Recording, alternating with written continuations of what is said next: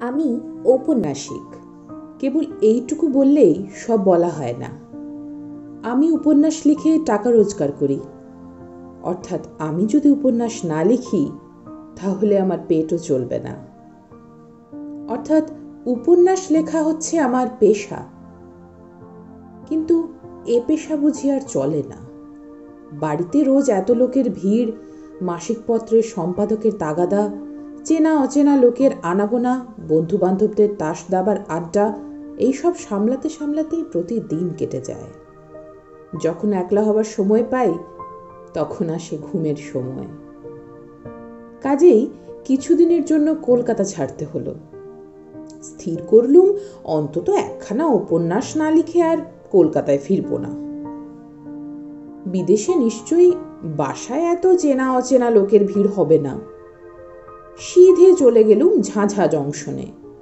একখানি ছোটখাটো বাংলো ভাড়া নিলুম। সকালে ও বিকেলে বেরিয়ে বেড়াই, দুপুর ও সন্ধ্যাবেলাটা কাটে উপন্যাস লেখায়। ভিড়ের ভয়ে বিদেশে পালিয়ে এলেও মানুষের সঙ্গ বিনা মানুষের প্রাণ বাঁচে না। ঝাঁঝায় এসেও ৩-৪ জন লোকের সঙ্গে আমার অল্প বিস্তর ঘনিষ্ঠতা হলো। একজন হচ্ছেন মিসেস কুমুদিনী চৌধুরী। তিনি বিধবা। তার স্বামী পেশোয়ারে কাজ করতেন। স্বামীর মৃত্যুর পর থেকে তিনি ঝাঁঝায় এসে বাস করছেন। তার সন্তানাদি কেউ নেই। ধর্মে তিনি খ্রিস্টান। আমার আরও একজন নতুন বন্ধুর নাম অমূল্যবাবু। এ ভদ্রলোকের বয়স হবে বছর ৫০।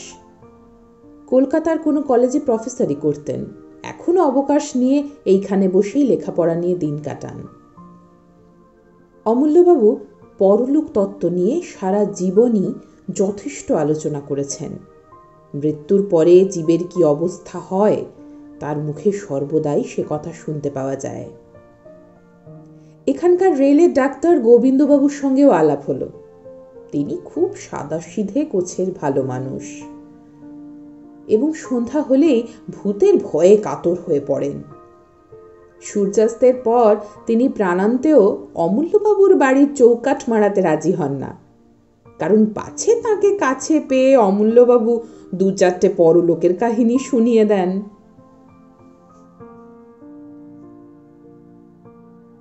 সেদিন সন্ধ্যার কিছু আগে আমি অমূল্যবাবুর সঙ্গে বসে বসে গল্প করছিলুম। কথা হচ্ছিল পৃথিবীতে সত্য সত্যই পিশাচের অস্তিত্ব আছে কি না। অমূল্যবাবুর বিশ্বাস পৃথিবীতে সেকালেও পিশাচ ছিল, একালেও আছে। আমি জিজ্ঞাসা করলুম, পিশাচ কাকে বলে? অমূল্যবাবু বললেন, প্রেতাত্মাদের আমাদের মতো দেহ তো নেই, এ কথা তুমি জানো। দেহ না থাকলেও দুষ্ট প্রেতাত্মাদের আকাঙ্ক্ষা প্রায় প্রবল হয়ে থাকে, কিন্তু দেহের অভাবে তারা সে আকাঙ্ক্ষা মেটাতে পারে না। তাই অনেক সময়ই দুষ্ট প্রেতাত্মারা মানুষের অরক্ষিত মৃতদেহের ভিতরে গিয়ে আশ্রয় নেয়। তখন সেই মরা মানুষ জ্যান্ত হয়ে ওঠে, জীবিত মানুষদের ধরে রক্ত শোষণ করে। এই জীবন্ত মৃতদেহগুলি পিশাচ নামে খ্যাত আর কি। অমূল্যবাবু এমন দৃঢ় বিশ্বাসের সঙ্গে কথাগুলি বললেন যে আমার গায়ে কাঁটা দিয়ে উঠল। আমি বললুম, প্রায় শুনতে পাই অমুক লোক রক্ত স্বল্পতা রোগে মারা গিয়েছে। আপনি কি বলতে চান যে পিশাচরাই তাদের মৃত্যুর কারণ? অমূল্যবাবু বললেন, অনেক সময় হতেও পারে, অনেক সময় নাও হতে পারে। ঠিক এই সময়ই মিসেস কুমুদিনী অমূল্যবাবুর বাইরের ঘরে এসে ঢুকলেন। ঢুকেই তিনি হাসতে হাসতে বললেন, কিসের গল্প হচ্ছে? আমি বললুম, অমূল্যবাবু আমাকে ভয় দেখাবার চেষ্টা করছেন। কুমুদিনী একখানা চেয়ারের উপর বসে পড়ে বললেন, ও ভূতের গল্প হচ্ছে বুঝি? বেশ বেশ, ভূতের গল্প শুনে ভয় পেতে আমি খুব ভালোবাসি। অমূল্যবাবু, আমাকে একটা ভয়ানক ভূতের গল্প বলুন তো। অমূল্যবাবু বললেন, ভয়ানক ভূত কাকে বলে আমি তো তা জানি না, তবে আজ আমি পিশাচের গল্প করছিলুম বটে। কুমুদিনী খানিকক্ষণ নীরবে অমূল্যবাবুর মুখের পানে তাকিয়ে রইলেন। তারপর ধীরে ধীরে বললেন, আচ্ছা অমূল্যবাবু, পিশাচের কথা সত্যি আপনি বিশ্বাস করেন কি? অমূল্যবাবু গম্ভীর স্বরে বললেন, সত্যিই বিশ্বাস করি। খালি তাই নয়, আমার ধারণা সম্প্রতি এই ঝাঁঝাতেই বোধহয় পিশাচের উপদ্রব শুরু হয়েছে। আমি সচমকে অমূল্যবাবুর মুখের দিকে মুখ তুলে তাকালুম। কুমুদিনীরও মুখ ভয়ে ম্লান হয়ে গেল, কিন্তু সে ভাবটা সামলে নিয়ে তিনি বললেন, আপনার এমন গাঁজাখুরি ধারণার কারণ কি শুনি? অমূল্যবাবু স্থিরভাবেই বললেন, সম্প্রতি এখানে রক্ত স্বল্পতা রোগে মৃত্যুর হার বড্ড বেড়ে গেছে। এর কোনো যুক্তিসঙ্গত কারণও খুঁজে পাওয়া যায় না। কুমুদিনী উচ্চ স্বরে হাসতে হাসতে উঠে দাঁড়িয়ে বললেন, বেশ তো অমূল্যবাবু, আপনি তাহলে একটা পিশাচকে বন্দি করবারই চেষ্টা করুন না। অমূল্যবাবু শুষ্ক স্বরে বললেন, সেই চেষ্টাই করব।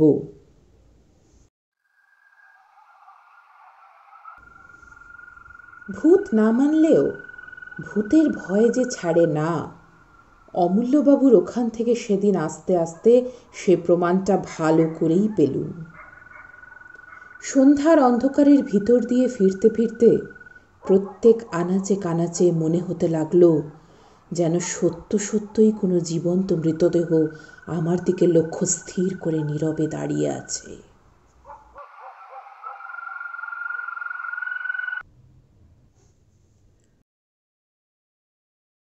অমূল্যবাবু প্রতিদিন সকালে আমার বাসায় এসে চা পান করতেন। সেদিন সকালেও বাংলোর বারান্দায় বসে আমরা দুজনে চা পান করছি। এমন সময়ে দেখলুম সামনের পথ দিয়ে ডাক্তার গোবিন্দবাবু কোথাও যাচ্ছেন। আমি চেঁচিয়ে তাকে এক পেয়ালা চা পান করবার জন্য আহ্বান করলুম। গোবিন্দবাবু আসুন, চা খেয়ে যান। গোবিন্দবাবু কাছে এসে বললেন, চা পান করতে আমি রাজি আছি, কিন্তু ভায়া শিগগির, আমার একটুও দেরি করবার সময় নেই। আমি বললুম, কেন, আপনার এত তাড়াতাড়ি কিসের? গোবিন্দবাবু বললেন, মিসেস কুমুদিনী চৌধুরীর মালির ছেলে ভারী অসুখ, বোধহয় বাঁচবে না। জিজ্ঞাসা করলুম, কি অসুখ? গোবিন্দবাবু বললেন, রক্ত স্বল্পতা, অর্থাৎ অ্যানিমিয়া। অমূল্যবাবু চা পান করতে করতে হঠাৎ পেয়ালাটা টেবিলের ওপর নামিয়ে রেখে বললেন, ডাক্তার, ঝাঁঝায় এত অ্যানিমিয়ার বাড়াবাড়ির কারণ কি বলতে পারো? গোবিন্দবাবু বললেন, না, কিন্তু এই রোগের এতটা বাড়াবাড়ি দেখে আমি অত্যন্ত আশ্চর্য হয়ে গেছি। অমূল্যবাবু চেয়ার ছেড়ে উঠে দাঁড়িয়ে বললেন, মিসেস কুমুদিনী চৌধুরীর মালির ছেলেকে আমি জানি, গদাধর। সে রোজ আমাকে ফুল দিয়ে যায়। 3 দিন আগেও তাকে আমি দেখেছি, জোয়ান সমুদ্র ছেলে। আর তুমি বলছো ডাক্তার এরই মধ্যে তার অবস্থা খারাপ হয়ে পড়েছে? অ্যানিমিয়া রোগে এত তাড়াতাড়ি কারোর অবস্থা খারাপ হয় নাকি? চলো ডাক্তার, তোমার সঙ্গে আমরাও গিয়ে গদাধরকে একবার দেখে আসি। আমার বাংলো থেকে মিসেস চৌধুরীর বাংলোয় যেতে 4-5 মিনিটের বেশি সময় লাগে না। মিসেস চৌধুরীর বাগানের এক কোণে মালির ঘর। আমরা সকলে গিয়ে সেখানে উপস্থিত হলুম। ঘরের ভিতরে একপাশে বুড়ো মালি মাথায় হাত দিয়ে ম্লান মুখে বসে আছে। গদাধর শুয়ে আছে একখানা চৌকির ওপর। তার মুখ এমন বিবর্ণ এবং রক্তশূন্য যে দেখলেই মনে হয় মৃত্যুর আর বেশি দেরি নেই। ডাক্তারবাবু তাকে পরীক্ষা করে চুপি চুপি আমাদের এসে বললেন, আজকের রাত বোধহয় কাটবে না। অমূল্যবাবু গদাধরের পাশে গিয়ে বসলেন। তারপর রোগীর গায়ের কাপড়টা খুলে তীক্ষ্ণ দৃষ্টিতে কি দেখতে লাগলেন। খানিকক্ষণ পরে গদাধরের গলা এবং বুকের মাঝখানে একটা জায়গার দিকে অঙ্গুলি নির্দেশ করে বললেন, ডাক্তার, এটা কিসের দাগ? গোবিন্দবাবু বললেন, ওটা ক্ষত চিহ্ন বলেই মনে হচ্ছে। যা নোংরা ঘর, ইঁদুর টিন্দুর কামড়েছে বোধহয়। অমূল্যবাবু গদাধরের বাপকে ডেকে জিজ্ঞাসা করলেন, তোমার ছেলেকে সেবা করে কে? বুড়ো মালি বললে, বাবু, গিন্নিমা গদাধরকে বড্ড ভালোবাসেন, ঠিক নিজের ছেলের মতন। বাবু, ওকে দেখাশোনা করেন তিনি। ওর জন্যে দিনে তার বিশ্রাম নেই বাবু, রাতে ঘুমও নেই। অমূল্যবাবু উঠে দাঁড়িয়ে দৃঢ়স্বরে বললেন, রোগীর ভালো রকম সেবা যত্ন হচ্ছে না। গদাধরকে আমি আমার বাড়িতে নিয়ে যাব। ডাক্তার, তোমার রেলের 2-4 জন কুলিকে ডাকো তো, গদাধরকে তারা এখনই আমার বাড়িতে দিয়ে আসুক। আমার বিশ্বাস একে আমি নিশ্চয়ই বাঁচাতে পারবো। অমূল্যবাবু এই অদ্ভুত বিশ্বাসের কারণটা যে কি আমরা বুঝতে পারলুম না। রোগ হয়েছে রোগীর দেহে, এ বাড়ি থেকে ও বাড়ি নিয়ে গেলে তার কি উপকার হতে পারে। যাক, কথা মতোই কাজ করা হলো। গদাধরকে যখন বাগানের ভিতর দিয়ে নিয়ে যাওয়া হচ্ছে, সেই সময় মিসেস কুমুদিনী তার বাংলোর বারান্দায় দাঁড়িয়েছিলেন। আমাদের দেখে নেমে এসে তিনি বিস্মিত স্বরে বললেন, এ কি ব্যাপার? গদাধরকে কোথায় নিয়ে যাওয়া হচ্ছে? অমূল্যবাবু বললেন, আমার বাড়িতে। এখানেও ঠিকমতো সেবা আর চিকিৎসা হচ্ছে না। কুমুদিনীর 2 চোখে একটা ক্রোধের ভাব ফুটে উঠেই আবার মিলিয়ে গেল। ধীরে ধীরে তিনি বললেন, বেশ, আপনারা যা ভালো বোঝেন করুন। গদাধরের আরাম হলে আমার চেয়ে খুশি আর কেউ হবে না। সেদিন সন্ধ্যার পর থেকে মুষলধারে বৃষ্টি নামল। গাছপালার আর্তনাদ এবং মেঘের গর্জনের সঙ্গে সঙ্গে পাহাড়ের উপর থেকে হুড়হুড় করে বৃষ্টির ধারা নেমে আসার শব্দ শুনতে শুনতে আমি ঘুমিয়ে পড়লুম। অনেক রাতে আচম্বিতে আমার ঘুম ভেঙে গেল। অন্ধকারে ধর্মড়িয়ে বিছানার ওপর উঠে বসে মনে হলো জানলার শার্সির ওপরে বাইরে থেকে কে যেন ঠকঠক করে আওয়াজ করছে। প্রথমটা ভাবলুম আমারই মনের ভুল। বাইরে তখনও সমান তোড়ে বৃষ্টি ঝরছে, বাজ ডাকছে এবং ঝড় হৈ হৈ করছে। এমন দুর্যোগে শার্সির ওপরে করাঘাত করতে কে আসবে? হয়তো ঝোড়ো হাওয়া ঘরের ভিতর ঢুকতে চায়। আবার বিছানার ওপর শুয়ে পড়ল, কিন্তু সঙ্গে সঙ্গেই তখনই শার্সির উপর আবার শব্দ হল। সবিস্ময়ে বিছানার উপর থেকে লাফিয়ে পড়ল। আর তো কোনো সন্দেহই নেই। কে এলো? এই বন জঙ্গল পাহাড়ের দেশে এই ঝড় বৃষ্টির অন্ধকারে কে আমার ঘরের ভিতর ঢুকতে চায়? অজানা বিদেশ বলে শোবার বালিশের তলায় রোজই একটা টর্চ রেখে দিত। টপ করে টর্চটা তুলে নিয়েই জেলে জানালার উপর আলোটা ফেললুম। সেই তীব্র আলোকে দেখলুম বদ্ধ শার্সির উপরে 2 হাত এবং মুখ রেখে দাঁড়িয়ে আছে এক অদ্ভুত মূর্তি। ঝোড়ো হাওয়ায় রাশি রাশি কালো কালো লম্বা চুল এসে তার সারা মুখখানাকে আচ্ছন্ন করে ফেলেছে, এবং সেই চুলের ফাঁকে ফাঁকে আগুনের মতো দপ দপ করে জ্বলছে তার 2 বিস্ফারিত চক্ষু। পর মুহূর্তে মুখখানা আলোক রেখার ভিতর থেকে সাঁত করে সরে গেল।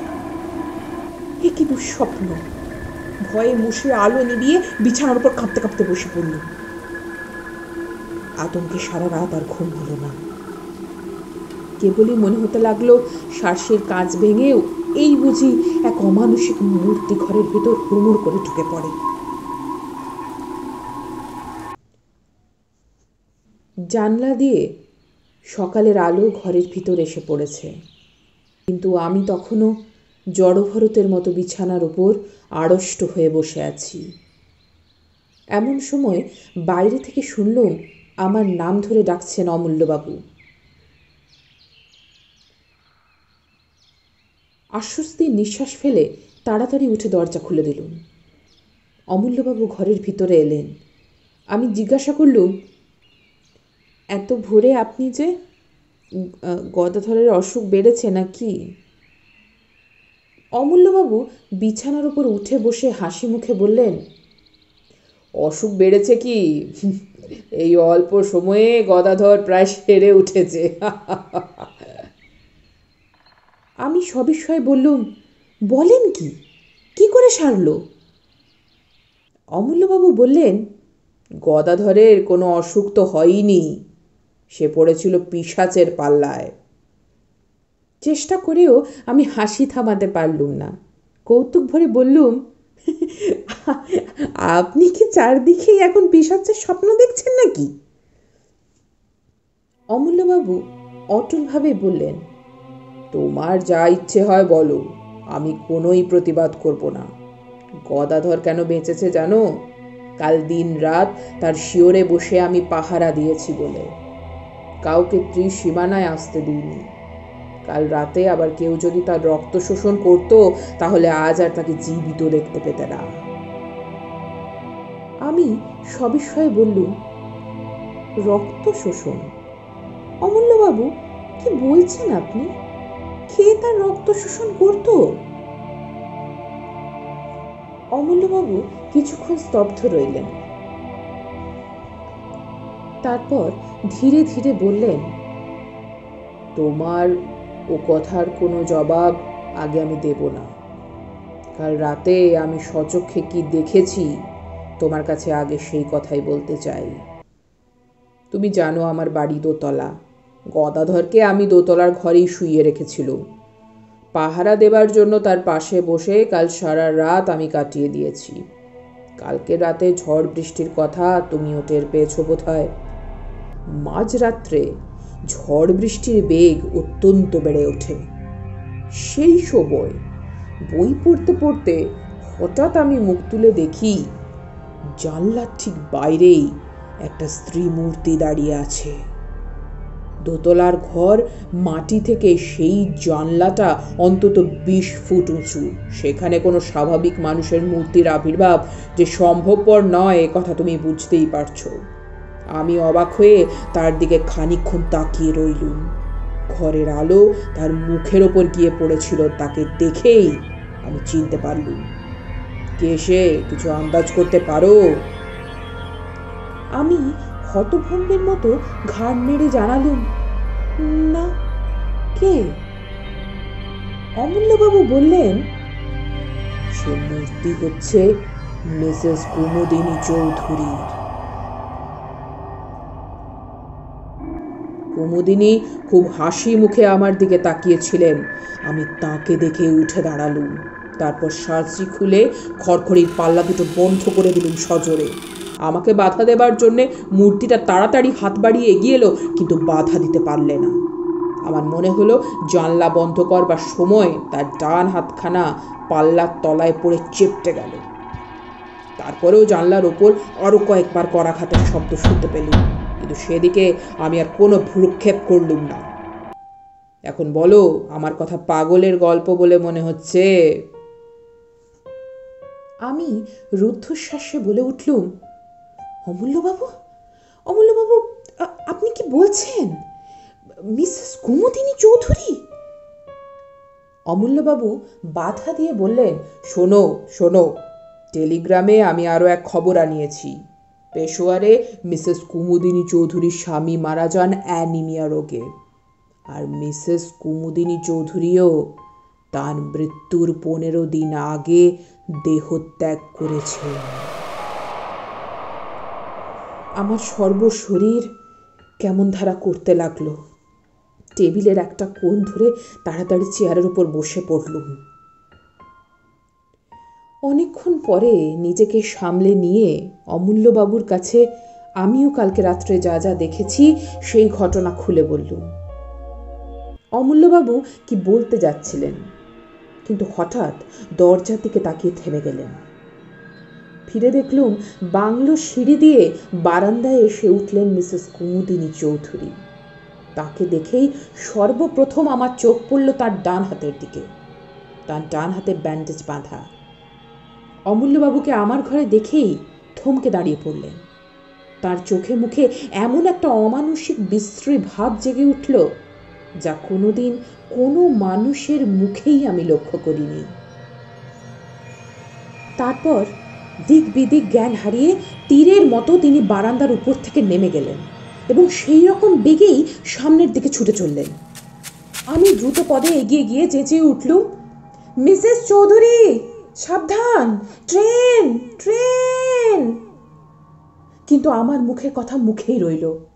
আমার বাংলোর সামনে দিয়ে যে রেলপথ চলে গেছে, কুমুদিনী তার উপরে গিয়ে দাঁড়াতে না দাঁড়াতেই একখানা ইঞ্জিন হুড়মুড় করে একেবারে তার দেহের ওপর এসে পড়ল। ভয়ে আমি দুই চোখ বুজে ফেললুম। তারপরেই সব স্তব্ধ। খানিকক্ষণ আচ্ছন্নের মতো দাঁড়িয়ে রইলুম। আমার চারিদিকে পৃথিবী যেন ঘুরতে লাগলো এবং সেই অবস্থাতেই শুনলুম অমূল্যবাবু বলছেন, স্থির হও ভাই, স্থির হও। ট্রেনে যে চাপা পড়লো কোনো মানুষের দেহ নয়, হচ্ছে কোনো পিশাচের আশ্রিত দেহ। ঝাঝার গোরস্থানে মিসেস কুমুদিনী চৌধুরীর দেহ কবর দেওয়া হলো। তারপর মাসখানেক কেটে গেল। এই ভীষণ ঘটনার ছাপ আমাদেরও মনের উপর থেকে ধীরে ধীরে অস্পষ্ট হয়ে আসতে লাগলো। কিন্তু এই ঘটনার সঙ্গে জড়িত একটা বিষয় সম্বন্ধে এখনো আমাদের মনে ধাঁধা ঘুচল না।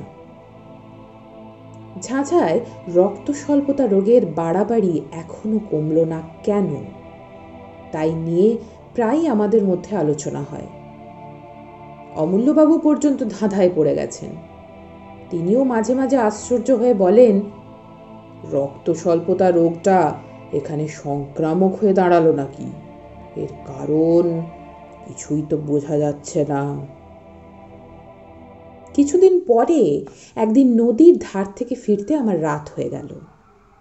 সে রাতটা ছিল চমৎকার। পরিপূর্ণ পূর্ণিমা নদীর জলকে যেন মেজে ঘষের উপর মতো চকচকে করে তুলেছে এবং চারিদিক ধপধপ করছে প্রায় দিনের বেলার মতো। এই পূর্ণিমা শোভা দেখবার জন্যেই এতক্ষণ আমি নদীর ধারে অপেক্ষা করছিলাম। বিভোর হয়ে চারিদিকে তাকাতে তাকাতে বাসার পথে ফিরে আসছি। গভীর স্তব্ধতার ভিতর ঝিল্লি রব ছাড়া আর কোনো কিছুরই সাড়া পাওয়া যাচ্ছে না।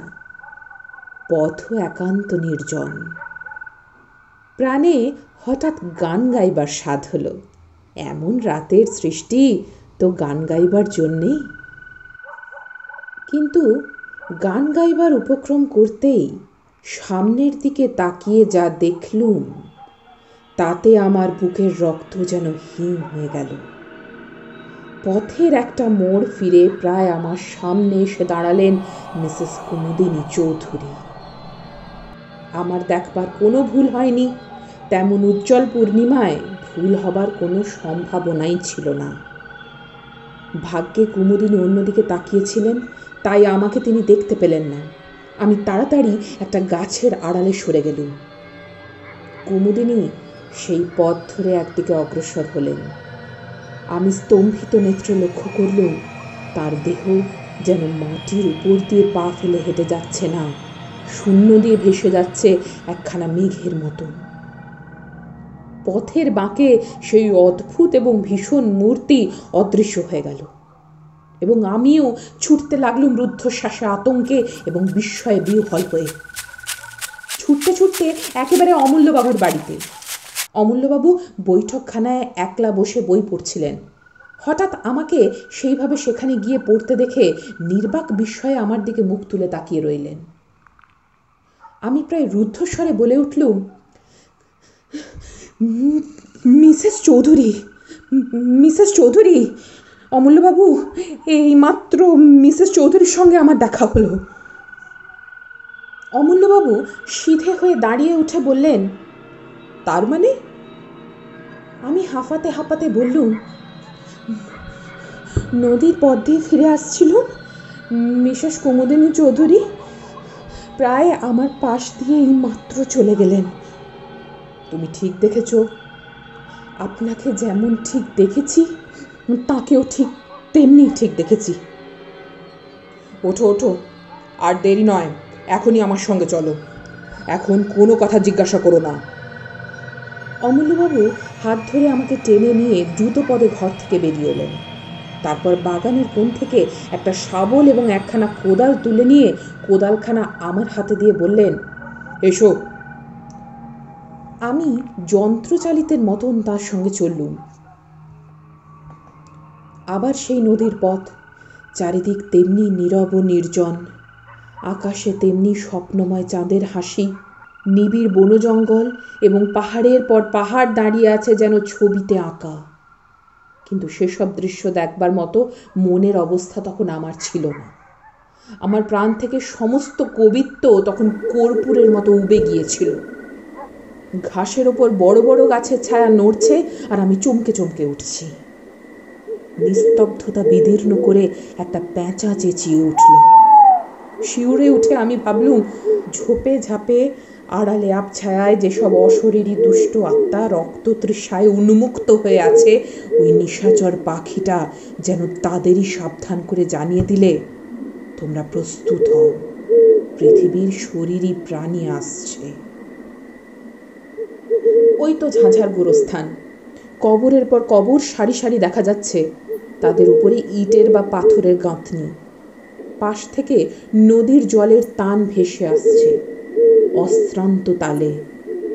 আমার মনে হলো, এতক্ষণ ওইসব কবরের পাথরের ওপরে যেসব ছায়াদেহ বসে বসে রাত্রি যাপন করছিল, আচম্বিতে জীবিত মানুষের আবির্ভাবে অন্তরালে গিয়ে নদীর সঙ্গে স্বর মিলিয়ে তারা ভয়াবহ কানাকানি করছে।